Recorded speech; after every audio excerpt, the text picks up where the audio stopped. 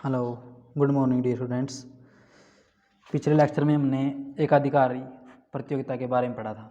जो आपकी एकाधिकारी प्रतियोगिता है, मोनोपोलिस्टिक जो कंपटीशन है वो क्या होता है, उसकी क्या क्या विशेषताएं थी, उसी को हम आगे उसी जो टॉपिक है उसको आगे कंटिन्यू करते हुए जो आगे हम देखते हैं जो एकाधिकारी प्रतियोगिता के लाभ अधिकतमीकरण या संतुलन किस प्रकार से हम देखते हैं। जो एकाधिकारी प्रतियोगिता होती है उसमें किस प्रकार से जो आपका लाभ है वो अधिकतम किया जाता है या किस प्रकार से संतुलन होता है। या फिर हम देखते हैं जो एकाधिकारी प्रतियोगिता में कीमत तथा उत्पादन का निर्धारण किस प्रकार से किया जाता है। एकाधिकारी प्रतियोगिता की अवस्था में प्रत्येक उत्पादक का उद्देश्य अपने लाभ को अधिकतम करना होता है। यानी कि कोई भी जो आपकी एकाधिकारी के अंदर भी हमने देखा था और एकाधिकारी में भी जो आपका कोई भी जो उत्पादक है या प्रत्येक उत्पादक उसका जो मैं मुख्य जो उद्देश्य होता है वो क्या होता है, अपने लाभ को अधिकतम करना है। हम देख चुके हैं कि एक अधिकतम लाभ क्या होता है। अधिकतम जो लाभ होता है वो कहाँ पर होता है, कोई भी उत्पादक होता है किस समय जो अधिकतम लाभ होगा वहाँ जहाँ पर सीमांत आय और सीमांत लागत जहाँ पर बराबर होगी वहीं पर क्या होगा, किसी भी उत्पादक को अधिकतम लाभ होता है। एकाधिकारी प्रतियोगिता की अवस्था में सीमांत आय पूर्ण प्रतियोगिता की तरह औसत आय के बराबर नहीं होती। यानी कि जो हम देखते हैं जो एकाधिकारी प्रतियोगिता में जो आपकी सीमांत आय है वो औसत आय के बराबर नहीं होती। एकाधिकारी की प्रतियोगिता की दशा में यदि कोई फर्म अपने उत्पादन की अधिक मात्रा बेचना चाहती है तो उसे कीमत कम करनी पड़ेगी। इसी कारण एकाधिकारी प्रतियोगिता की अवस्था में औसत आय वक्र तथा सीमांत आय वक्र बाएं से नीचे की ओर गिरती हुई दशा में होते हैं। एकाधिकारी प्रतियोगिता में एक फर्म उस सीमा तक उत्पादन करती है, यानी कि कोई एकाधिकारी के अंदर देखते हैं भाई कोई भी फर्म उस सीमा तक अपना उत्पादन करती है जिस पर सीमांत आय तथा सीमांत लागत क्या होती है, बराबर होती है। इनके जो आपकी अगर हम इक्विलिब्रियम की कंडीशन देखें तो वही है भाई जहाँ पर सीमांत आय और सीमांत लागत क्या हो, बराबर हो। सीमांत लागत वक्र सीमांत आय वक्र को नीचे से क्या है, काटती है। इस अवस्था में उत्पादन करने में फर्म की संतुलन की स्थिति में होती है। तो हम कह सकते हैं कि जो आपका MR है तथा MC की समानता संतुलन की एक अत्यंत आवश्यक तथा मानक शर्त है। यानी कि दोनों के जो MR और MC है वो क्या होनी चाहिए, संतुलन की क्या है, एक मानक और या आवश्यक शर्त कही जा सकती है। एकाधिकार तथा पूर्ण प्रतियोगिता की बात एकाधिकारी प्रतियोगिता में भी लाभ अधिकतम होते हैं या जो हानि है वो क्या होती है, न्यूनतम होती है। MR और MC जहाँ पर बराबर होंगे वहाँ पर या तो क्या होगे, लाभ अधिकतम होगे या फिर जो हानि होगी वो क्या होगी, न्यूनतम होती है। अब हम देखते हैं जो आपका एकाधिकारी की स्थिति में एक वस्तु का उत्पादन करने वाली बहुत सी फर्में होती हैं। कि जो कोई भी वस्तु एक ही वस्तु का उत्पादन करने वाली क्या होती हैं, बहुत सी फर्में होती हैं। इन्हें समूह कहा जाता है। चैम्बरलिन ने जो ये फर्में होती हैं इनको क्या कहा, समूह कहा है। एकाधिकारी प्रतियोगिता की स्थिति में फर्म तथा समूह के कीमत तथा संतुलन की स्थिति का दो भागों में अध्ययन किया जा सकता है। यानी कि अगर हम एकाधिकारी की स्थिति में देखें तो वह जो आपका फर्म है या जो समूह है उसमें किस प्रकार से कीमत तथा उत्पादन का निर्धारण होता है वो दो स्थितियों में हम कर सकते हैं। एक तो होता है आपका फर्म का संतुलन और एक होता है आपका समूह का संतुलन। एक फर्म का संतुलन और फिर क्या है, समूह का पूरा जो ग्रुप है उसका इक्विलिब्रियम किस प्रकार से होगा। फर्म का संतुलन हम देखेंगे जिस प्रकार पिछले लेक्चर में हमने किया था, अल्पकाल के अंदर, शॉर्ट रन के अंदर और दीर्घकाल के अंदर, लॉन्ग रन के अंदर। सबसे पहले हम देखते हैं फर्म का संतुलन एकाधिकारी प्रतियोगिता में अल्पकालीन संतुलन। यानी कि किस प्रकार से जो आपका अल्पकालीन संतुलन होता है एकाधिकारी प्रतियोगिता के अंतर्गत। अल्पकाल समय की अवधि होती है जिसमें मांग बढ़ने पर उत्पादन को केवल वर्तमान अक्षमता तक ही बढ़ाया जा सकता है। यानी कि जो भी आपके परिवर्तनशील साधन होते हैं उनमें ही परिवर्तन करके हम उत्पादन को क्या कर सकते हैं, बढ़ा सकते हैं। उत्पादन के शीतल साधनों जैसे मशीनें आदि को बढ़ाने या कम करने का समय इसके अंदर नहीं होता। अल्पकाल में एक फर्म का संतुलन उस अवस्था में होगा जिसमें आपकी जो MC है वो किसके बराबर होगी, MR के बराबर होगी। MC वक्र MR वक्र को नीचे से काटते हैं। ये दो कंडीशन इक्विलिब्रियम की, ये हमने पीछे ही पढ़ी है, वही रहती है। अल्पकाल में एक फर्म को संतुलन उत्पादन की अवस्था में मिलने वाले लाभ की मात्रा वस्तु की मांग सब फर्म की कार्य कुशलता पर निर्भर करती है। तो इस प्रकार से हम देखते हैं जो एकाधिकारी के अंदर भी जो फर्म होती है उसको तीन प्रकार के वो है लाभ मिल सकते हैं। एक तो असामान्य लाभ है, सुपर नॉर्मल प्रॉफिट है, जहाँ पर एवरेज रेवेन्यू, औसत आय औसत लागत से क्या होती है, ज़्यादा होती है। फिर आती है सामान्य लाभ, नॉर्मल प्रॉफिट, जो आपकी एवरेज रेवेन्यू है वो एवरेज कॉस्ट के बराबर होती है। फिर आप इसके अंदर आता है हानि यानी कि मिनिमम लॉस। जो आपकी एवरेज रेवेन्यू होती है, जो औसत आय होती है, वो औसत को जो आपकी लागत है उससे कम होती है। इनका अलग अलग से हम जिस प्रकार से इसके अंदर देखेंगे हम, मैं जो आपका सुपर नॉर्मल प्रॉफिट का अलग अलग से डायग्राम के थ्रू देख सकते हैं इनको। जो सुपर नॉर्मल प्रॉफिट की अगर बात करें तो उसमें क्या होता है, मैं जो आपकी एवरेज जो रेवेन्यू होती है वो एवरेज कॉस्ट से क्या होती है, ज़्यादा होती है। यानी कि आपकी जो आय है वो तो क्या होती है, फर्म की ज़्यादा होती है, और जो कॉस्ट होती है वो क्या होती है, कम होती है। इसको हम एक डायग्राम के थ्रू देख सकते हैं। ओ एक्स एक्सिस पर हम आउटपुट लेते हैं, ओ वाई पर आपका रेवेन्यू और कॉस्ट है। ये फर्म का AR वक्र है, इसको हम मांग वक्र भी बोल सकते हैं। ये आपका MR वक्र है। MC ये आपका क्या है, सीमांत लागत वक्र है, और AC आपका क्या है, औसत लागत वक्र है। तो हम देखते हैं जो आपका इक्विलिब्रियम की जो कंडीशन होगी वो कहाँ पर होगी, E पॉइंट पर होगी। इस पॉइंट पर जो होगी इक्विलिब्रियम की कंडीशन होगी, जहाँ पर MR और आपकी MC क्या है, बराबर है। ये आपकी MC है और ये आपकी क्या है, MR है। तो यहाँ पर इक्विलिब्रियम होता है। और जो फर्म को रेवेन्यू, इस इक्विलिब्रियम पर फर्म को रेवेन्यू कितने हैं, OP के बराबर प्राप्त हो रही है। और जो फर्म की लागत है वो क्या है, OC के बराबर। फर्म की जो लागत है वो OC है और रेवेन्यू OP है। और इसी प्रकार जो आपका आउटपुट है वो आपका OM है। तो हम देख सकते हैं भाई जो ये जो फर्म की क्या है, OP लागत है, इस लागत पर उसको रेवेन्यू इतने प्राप्त हो रहे हैं। तो जो ये एरिया है ये सारा का सारा PCAB ये क्या है, सुपर नॉर्मल प्रॉफिट है। यानी कि ABPC ये क्या है, सुपर नॉर्मल प्रॉफिट है। इसी प्रकार से अगर हम इसमें देखें, आपका नॉर्मल प्रॉफिट में क्या होगा, जो आपकी एवरेज जो रेवेन्यू हो वो एवरेज कॉस्ट के बराबर होगी। यहाँ पर वही है आपका, ये आपका AC है, ये आपकी MC है। ये MR और MC यहाँ पर क्या होते हैं, तो बराबर एक दूसरे को कट करते हैं, तो इक्विलिब्रियम यहाँ पर होता है।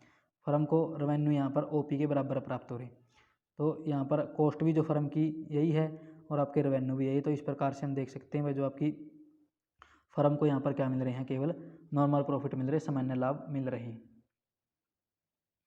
तो यहाँ पर आपकी जो एवरेज जो रेवेन्यू होती है वो एवरेज कॉस्ट के बराबर होती है। फिर नेक्स्ट इसके अंदर हम आप देखते हैं आपकी मिनिमम लॉस या न्यूनतम हानि। तो यहाँ पर क्या होगा, जो आपकी एवरेज रेवेन्यू होगी वो एवरेज कॉस्ट से क्या होगी, कम होगी। और जो मिनिमम लॉस होता है ये क्या होती है, जो भी आपकी शिथिर जो साधनों की क्या है, हानि होती है। मिनिमम लॉस किसके बराबर होता है, आपका average cost minus average variable cost. अगर हम एवरेज कॉस्ट में से एवरेज वेरिएबल कॉस्ट निकाल देंगे तो हमारे पास क्या बच जाती है, फिक्स्ड कॉस्ट बच जाती है। तो ये जो फिक्स्ड कॉस्ट होती है यही क्या होती है, मिनिमम लॉस होती है। तो इसमें हम देखते हैं, ये आपके यहाँ पर आउटपुट है, कॉस्ट रेवेन्यू है, MR है और AR है। ये फर्म का क्या है, MC करो है। यहाँ पर E पॉइंट पर इक्विलिब्रियम है। E पॉइंट पर जो आपका MR है MC को क्या कर रहा है, MC MR को दोनों बराबर है। और ये यहाँ से नीचे से काट रहा है, तो जो आपके फर्म का जो रेवेन्यू है AR है वो तो किसके बराबर हो रही है, वो OP के बराबर फर्म को क्या है, प्राइस मिल रही है, या इस OM आउटपुट पर जो फर्म को प्राइस मिल रही है वो OP के बराबर मिल रही है। लेकिन जो फर्म की कॉस्ट है वो OP है। इनके यहाँ पर कॉस्ट क्या फर्म की ज़्यादा है और रेवेन्यू क्या है, कम है। रेवेन्यू OP के बराबर है, OP1 के बराबर है, और जो कॉस्ट है वो OP के बराबर है। तो इस प्रकार से ये क्या फर्म का क्या है, लॉस है। तो ये मिनिमम लॉस है। लेकिन हम देखते हैं जो आपका शट डाउन पॉइंट क्या होता है, कोई भी फर्म कब तक अपना उत्पादन जारी रखेगी, ये फर्म की क्या है, एवरेज वेरिएबल कॉस्ट है। जब तक फर्म को जो आपकी रेवेन्यू है वो इसके बराबर मिलते रहेंगे, एवरेज जो रेवेन्यू है वो एवरेज वेरिएबल कॉस्ट के बराबर मिलती रहेगी, तब तक फर्म अपना क्या करेगी, प्रोडक्शन जारी रखेगी। लेकिन जब ये रेवेन्यू इससे और नीचे चला जाएगा, जो एवरेज जो रेवेन्यू है, औसत जो आय है वो एवरेज वेरिएबल कॉस्ट के बराबर भी नहीं होगी, तो फर्म अपना क्या कर देगी, अल्पकाल के अंदर अपना प्रोडक्शन क्या है, बंद कर सकती है।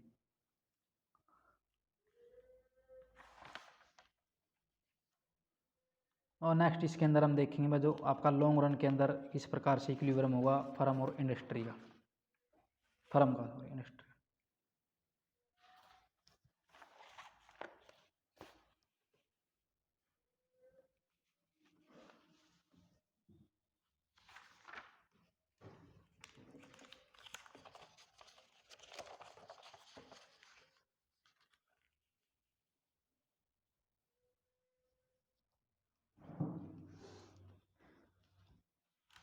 अगर लॉन्ग रन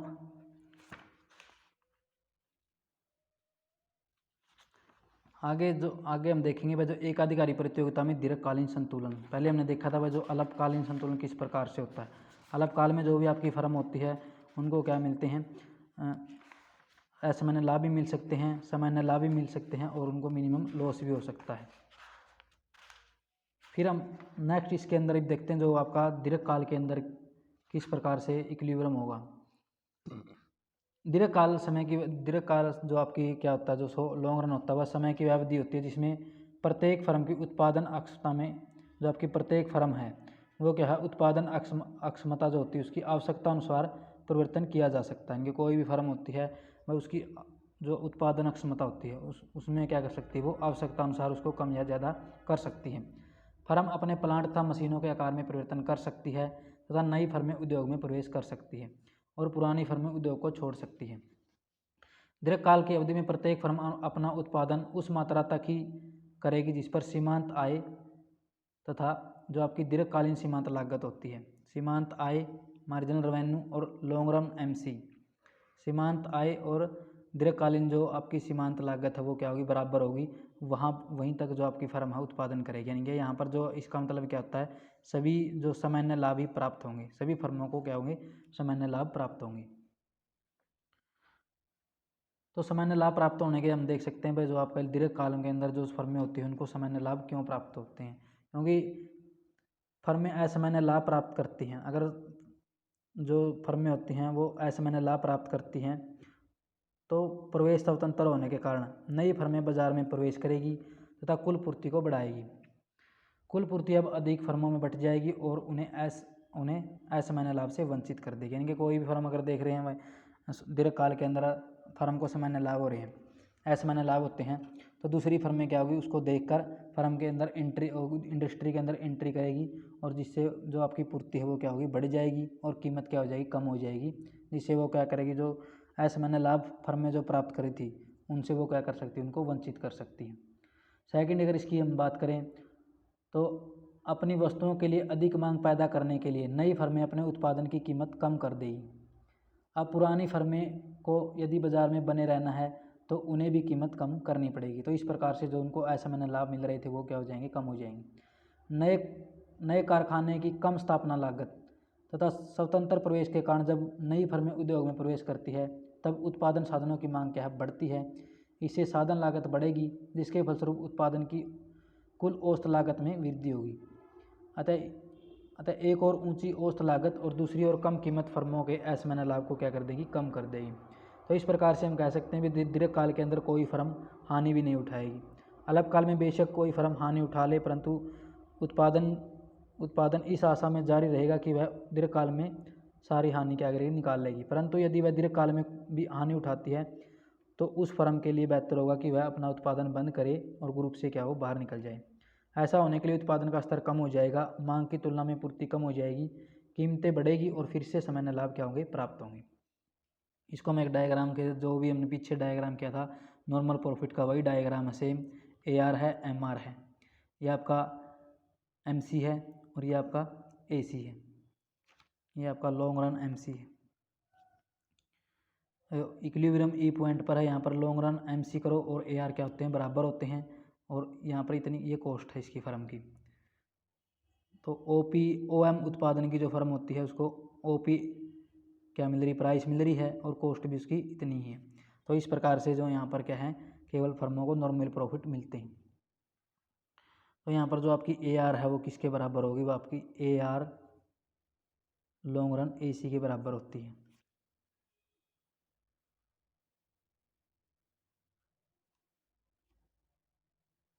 अब चैम्बरलिन कहते हैं कि चैम्बरलिन के अनुसार यदि दीर्घकाल में फर्मों की प्रवृत्ति सामान्य लाभ प्राप्त करने की होती है परंतु उद्योग में ऐसी कुछ अधिक कुशल फर्में हो सकती हैं जिन्हें दूसरी फर्मों में थोड़ा अतिरिक्त लाभ प्राप्त हो सकता है। ये जो चैम्बरलिन है वो कहते हैं कि जो फर्मों की प्रवृत्ति होती है वो दीर्घकाल के अंदर केवल सामान्य लाभ प्राप्त करने की होती है, लेकिन कुछ फर्में क्या होती हैं, उन दूसरी फर्मों से थोड़ा अधिक लाभ भी प्राप्त कर सकती हैं।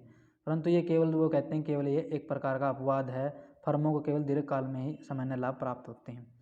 अब हम देखते हैं जो चीज़ आपका जो डायग्राम है इसके अंदर हम देखते हैं जो फर्मों की जो देखने की बात, जो महत्वपूर्ण बात यह है कि जो संतुलन E पॉइंट पर जो इक्विलिब्रियम है फर्म अपनी पूर्ण अक्षमता का प्रयोग नहीं कर पाती। पूर्ण अक्षमता का मतलब क्या होता है? वह जितना उसको उत्पादन करना चाहिए था उसका उत्पादन नहीं कर सकती। दीर्घकाल में हम देखते हैं वह जो आपकी फर्में होती हैं वो परफेक्ट कंपटीशन के अंदर हमने देखा था, वह जो फर्म होती है वो क्या करती है, लॉन्ग रन एवरेज कॉस्ट के जो मिनिमम पॉइंट होता है उस पर क्या करती है, वो अपना प्रोडक्शन वहाँ तक कर सकती है। लेकिन यहाँ पर हम देखते हैं वो जो ए पॉइंट पर जो है ये आपका इसका लॉन्ग रन एवरेज कॉस्ट का मिनिमम पॉइंट नहीं है। मिनिमम पॉइंट आप इसका यहाँ पर आगे जाके है तो फर्म हम देख सकते हैं और ज़्यादा उत्पादन कर सकती थी। तो इस प्रकार से हम कह सकते हैं ई पॉइंट पर जो फर्म है वो क्या है, अपनी पूर्ण अक्षमता का प्रयोग नहीं कर सकती है। संतुलन बिंदु पर फर्म का स्तर जो है, उत्पादन का जो स्तर है वो इष्टतम नहीं है, ऑप्टिमम नहीं है। इसका कारण यह है कि नीचे गिरती हुई औसत आय वक्र यू आकार वाली औसत लागत वक्र को अपने न्यूनतम बिंदु पर नहीं छू रही। यानी कि जो आपकी ये जो लॉन्ग रन जो एवरेज कॉस्ट है उसको जो आपकी रेवेन्यू है वो न्यूनतम बिंदु पर नहीं छू रही।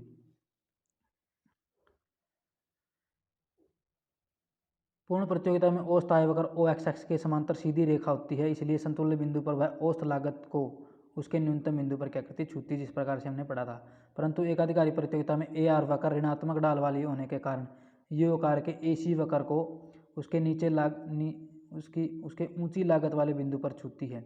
जैसा कि हमारे ऊंची लागत वाले बिंदु पर छूती है, मिनिमम लागत वाले बिंदु पर नहीं छूती। अतः एकाधिकारी प्रतियोगिता में संतुलन बिंदु पर औसत लागत न्यूनतम होती है, इसी कारण संतुलन बिंदु पर फर्म का उत्पादन भी क्या होता है, इष्टतम नहीं होता। तो प्रोफेसर जो लिप्सी है उन्होंने कहा कि जो ये अवस्था ये जो अवस्था है ये अक्षमता अधिक्य सिद्धांत एक्सेस कैपेसिटी थ्योरम कहा है। इसमें जो निष्कर्ष कंक्लूजन है वो निकाले जा सकते हैं। जैसे एकाधिकार की बातें, मांग वक्र के ऋणात्मक ढाल होने के बावजूद भी एकाधिकारी प्रतियोगिता वाली फर्म दीर्घकाल में केवल सामान्य लाभ ही प्राप्त कर पाते हैं। पूर्ण प्रतियोगिता में कीमत पूर्ण प्रतियोगिता की तुलना में अपूर्ण प्रतियोगिता में कीमत पूर्ण प्रतियोगिता की तुलना में अधिक होती है और सीमांत लागत ऊंची होती है। अपूर्ण प्रतियोगिता में फर्म द्वारा अतिरिक्त अक्षमता दिखलाने को निरंतर प्रवृत्ति पाई जाती है। दिखलाने की फर्मों की संख्या अधिक होती है परंतु वे साधनों का पूर्ण उपयोग करने में अक्षम है, यानी कि वो उनका पूर्ण उपयोग नहीं कर सकती, इसलिए उत्पादन का स्तर क्या है, इष्टतम से कम होता है। इष्टतम उपयोग न होने से दुर्लभ राष्ट्रीय साधनों का क्या होता है, अपव्यय होता है। तो इस प्रकार से हम देखते हैं जो आपकी फर्में होती हैं वो इसके यहाँ तक क्या कर सकती थी, वो प्रोडक्शन कर सकती थी, लेकिन यहाँ तक प्रोडक्शन ना होने के कारण हम कह सकते हैं भी जो उनका प्रोडक्शन का जो लेवल है वो क्या है, उत्पादन का जो स्तर है वो इष्टतम नहीं है।